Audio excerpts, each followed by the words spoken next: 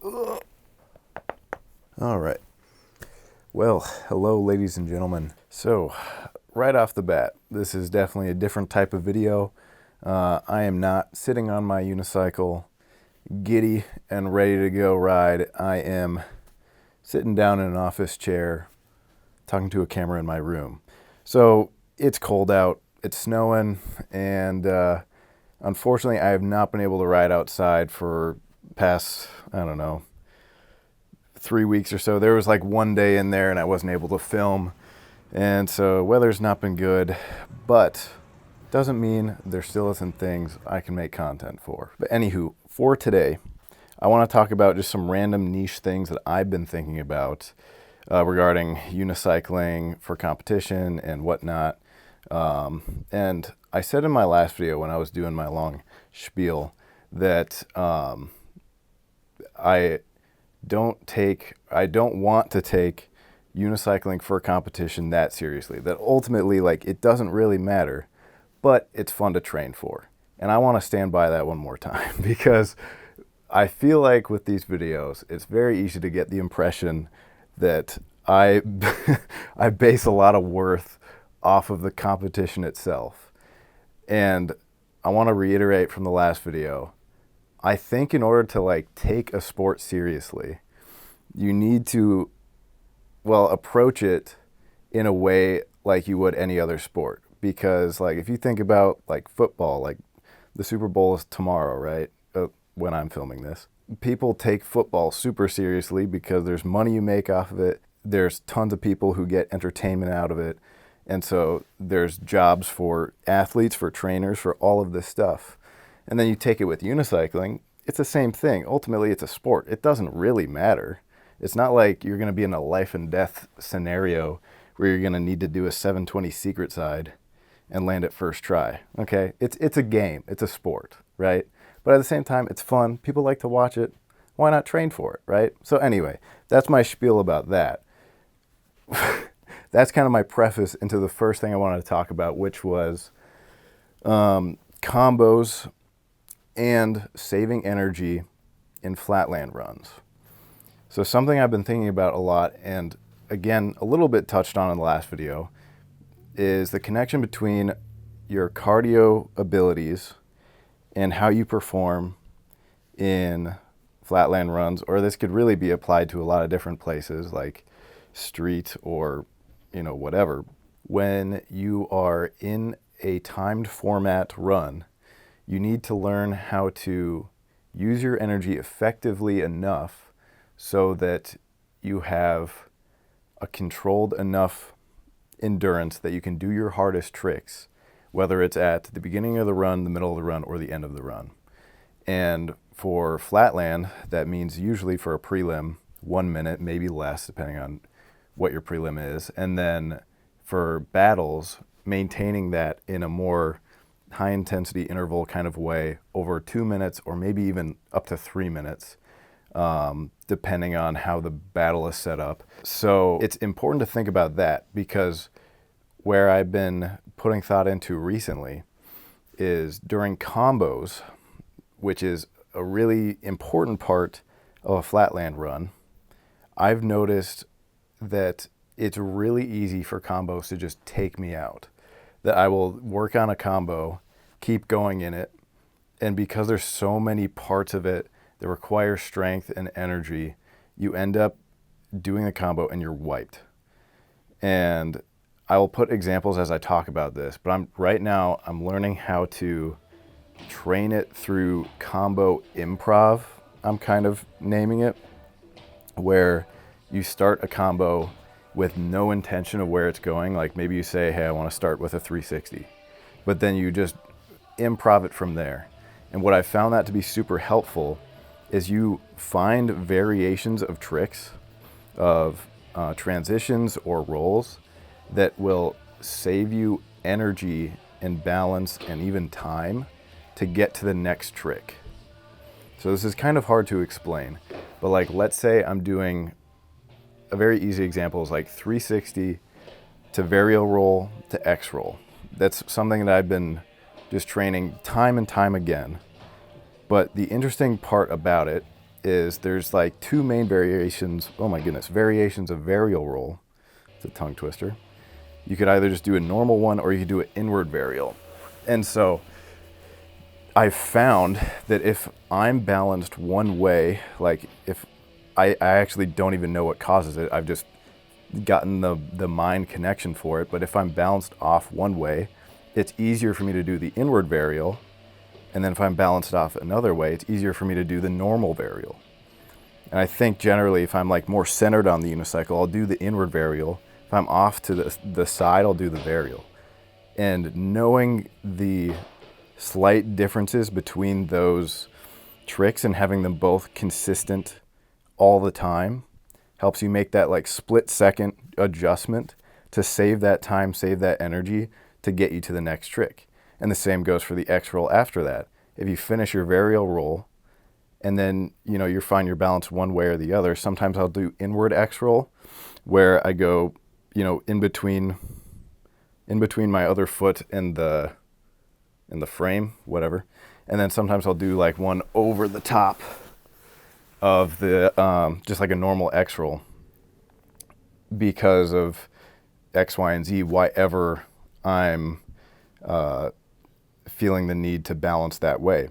So if you have like multiple variations of combos and then you just train time and time again of combo improv, doing whatever it is, and then just stay on the unicycle for as long as possible until your heart gives out, you train that in so quick. And for me, it's had kind of incredible results. Like obviously the combos at a certain point are kind of meaningless because you're like, you strung together a bunch of B tier combos, like good for you.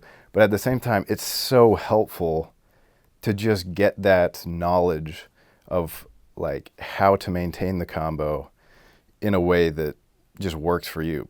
So that's one thing that I've been working on recently that for me has been like, I'm just going to continue to do. And then now something kind of unrelated, but still around cardio is right now, again, it's cold. I can't unicycle to train, but I still want to like stay on top of stuff. So the question comes of how do you train for unicycling in a gym, not on a unicycle? And I think there's a few components to it. What I used to do before is just like the traditional bodybuilding type of exercises, muscle hypertrophy kind of exercises. And for sure, that is good. It'll help you out. It'll keep you in shape 1000%. I think there is more that you could do though. And one big piece of that is high intensity interval training, cardio. And then another big piece is explosive movements that require the same muscles as unicycling, because unicycling is such an explosive sport. There isn't like a, how do I say it? When you're training for muscle hypertrophy, say like you are never in an instance in unicycling where you're moving weight slowly and then popping it back out. It just doesn't happen. So it's always just a sudden release of a trick. If you're doing a unispin, your arms are moving instantly out. And like you're activating rear delts, you're activating triceps, you're activating those muscles instantly to do that trick. And so you need to train muscles in a slightly different in a slightly different manner to be able to effectively get results that translate to unicycling. So a few movements, and again, if I want to preface, I do not have any schooling on this. I learn it from people who are knowledgeable and try and repeat the information in a logical and knowledgeable way. But do the research for yourself. Don't just take my word for it, all right? But for instance, cleans, super helpful because you're pulling up in the same manner that you would for any big unispin, flip trick, whatever. You pull up on the seat, your back, lower back muscles have to extend Same thing with your legs. Instantly extend, and then the last part of the movement is pulling up a little bit with your shoulders and your upper back to get that final snap on the trick. So cleans and like flip tricks are, to me, like almost identical in how they feel.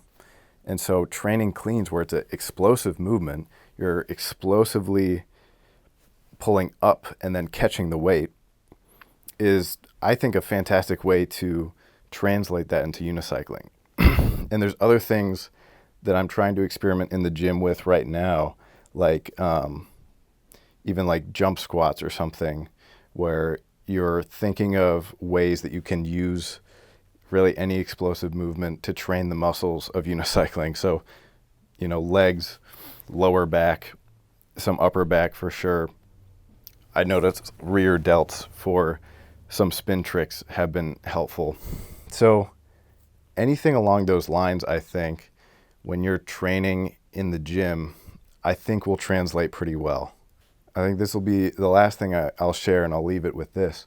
But just for an interesting side little tidbit, I recorded my heart rate in a normal unicycle session. I had really no goals. I was just training. I was just having fun.